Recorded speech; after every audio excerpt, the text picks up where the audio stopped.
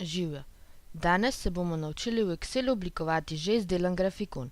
Ogledali si bomo zavihek oblika, s pomočjo katerega oblikujemo grafikone v Excelu. Zavihek oblika je namenjen oblikovanju posameznih elementov grafikona.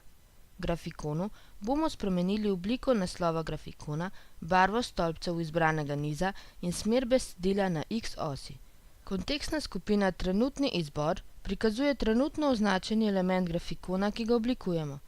Kliknite na prvi rdeči stolpec. V polju skupine Trenutni izbor se pojavi napis Niz Afganistan. V kontekstni skupini Slogi oblik so orodja za oblikovanje polnila, orisa in dodajanje učinka izbranega elementa. Lahko izberemo enega od naprej pripravljenih slogov oblik. Mi želimo rdečim stolpcem spremeniti polnilo na zeleno, zato v skupini Slogi oblik kliknite Polnilo oblike.